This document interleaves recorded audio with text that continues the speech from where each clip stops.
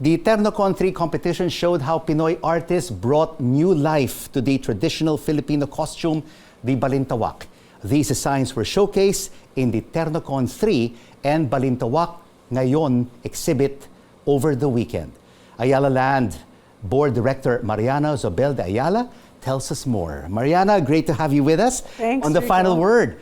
First of all, wow, Ternos showcased in a mall, in 2 malls and at the Ayala Museum. How was it received? We were so happy to be able to feature kind of the celebration of modern Filipino wear. I mean, really credit to the Cultural Center of the Philippines, to Ben Chan and the Bench Group, and Gino Gonzalez for putting it together. We were just happy to kind of be a platform for this wonderful effort to really bring kind of relevance and youth to the Terno. But how innovative and creative were the Ternos showcased at the Ayala Malls and the Ayala Museum compared to the traditional Ternos that we see on books? Well, firstly, Rico, this was the Balintawak, right? So it's Yes. a little more informal. And secondly, we were so lucky to have these amazing mentors guiding some of our newer designers in ways that were borderline wild in some cases. So we had embellished ternos, we had all different types of kind of interpretations and quite fun and really pushing the limits of kind of what we know to be our Filipino dress. Well, the ternos that we're looking at right now are really works of art which really showcase the creativity and ingenuity of the Filipino talent. Absolutely. You know, Rico, we actually, in 2008, Ayala launched what we call Bravo Filipino, which is really born out of kind of 2 major beliefs that we have. One, Ayala Land's belief that our commercial centers and development should be centers of cultural convergence. And second, our chairman emeritus, Jaime Zobel de Ayala's view that really the Filipino artist is world class. And so we were so excited to have this platform to be able to continue to showcase our culture and celebrate Filipino artists. And you mentioned Bravo Filipino, which was founded by your lolo. That's right. Right, in 2008. And it took place for 2 years. I mean, what galvanized you and the group to resurrect it after 14 years? Well, actually, you know, we are very excited by the challenge of kind of keeping our mall goers and our consumers guessing and wanting more out of Ayala Malls. And so when we realized we had a number of different efforts around, you know, featuring Ternocon 3, and we're also going to be featuring Cecily Cat, a world famous Filipino world-class pianist, together with the American Ballet Theater Studio out of New York. This week, actually in Circuit, and then in Cebu and Davao on the 22nd and 23rd, we realized that all these opportunities were pointing to the fact that it was time for Bravo Filipino to come back. Wow, and there's just so much to showcase and highlight the world-class Filipino in various industries. But let me go back to the Terno. I mean, from what we've seen, what is the future of the Terno, Mariana? Yeah. I mean, does it have a place in the catwalks of Paris, Milan, and New York? And eventually, do you think we will ever get there? Absolutely. I think you can see that inspiration in a number of very kind of world famous designers that have no relation to the Philippines. And I think it was definitely that butterfly Terno sleeve has inspired that. But beyond that, I think what I love about what Ternocon has done is the fact that it's made the Terno very wearable. So we see it kind of, you know, casual dress, kind of everyday, lighter version of it, to the Balintawak, which is kind of in between, and then even more formal. So I love the flexibility of what kind of Ternocon 3 has brought to how we think about the Terno and how it should be worn. From fashion, and then you now have classical music and dance. What can we expect from a world-class pianist, Cecily Cat, during this Bravo Filipino showcase? Absolutely. No, I've had a chance to see some of the rehearsals on tape, sneak peek. It's absolutely mesmerizing, very unique to be able to have the combination of the American Ballet Theater Studio Company from New York all the way here in the Philippines. You know, combined with the amazing talent of Cecily Cat, I think it's really unique.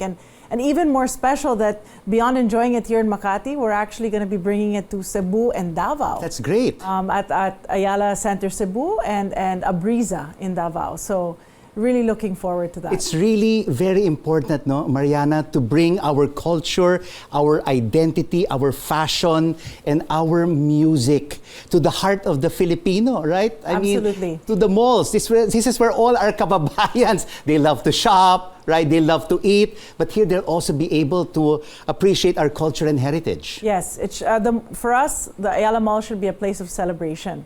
And in that includes as well celebration of our heritage and of our culture.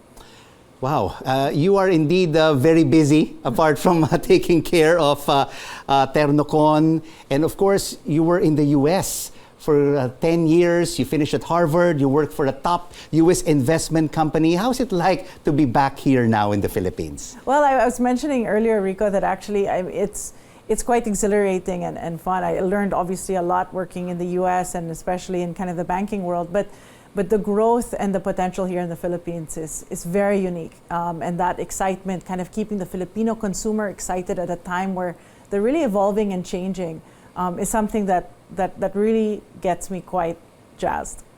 Jazzed, really excited. I mean, we were just speaking earlier to John Canto of McKinsey, and it's really very upbeat with the Philippine economy, especially when it is driven by Filipino consumers, 110 million Filipino consumers, and the remittances from overseas. I always say that the Filipino consumer is quite uniquely adaptable. So any trends in kind of tech are taken up at a much faster pace, and that makes it fun. That makes it quite interesting to kind of keep up with, and so I really look forward. You know, I've interviewed your dad a few times when I was with an international network a few times over the past several years. And what advice has he given to you now that you are part of the conglomerate? Yeah, well, I think I always say that he actually definitely leads by example. So he's not one to really preach, but definitely watching the way that he's acted with a lot of integrity. Very kind of collaborative in nature, and I think that's something that all of us that have had the chance to work under him learn from. And how do you divide your time between art, culture, and of course your corporate life Absolutely. and family? No, so I'm very lucky to actually be supporting our marketing efforts for BPI, and would love to have the chance to also share with you some of the exciting things that are coming out of BPI. And, Mariana, you are also a role model to a lot of women. What kind of advice would you share with them, especially to our new graduates who would like to get into the corporate life, to work with, one of the biggest companies in the Philippines? Yeah, well, I believe in the power of identifying a strong mentor, someone who kind of you can learn from, someone that you can emulate, someone that's willing to guide you. I think the power of having that guidance is really second to none. And of course, I think nothing beats diligence and hard work. Mm-hmm. No amount of intelligence can really trump the value of truly just working hard. And it's really very important, having worked overseas just like myself, you 10 years, me 25 years, is to also bring our best practices, right? What we have learned overseas back here to the Philippines and share it with other Filipinos. Yeah, you're an example of ways that we're kind of working to reverse this brain drain. Mm-hmm. And so I think the more that we can do to make the Philippines attractive for professionals, for artists, yes. I think it'll be important in doing our part towards a better Philippines. And the Ayala Group has really attracted quite a number of Filipino talents from overseas. As we have always been talking about, Filipinos are world-class talents in a lot of fields. And to bring them back home, be with family is really very important. Yes, absolutely. And I have the pleasure from learning from many of those every day. And that definitely keeps things exciting. All right, 2008, 2009, Bravo Filipino, now back in 2023. are we likely to see Bravo Filipino sustained with you at the helm? Absolutely.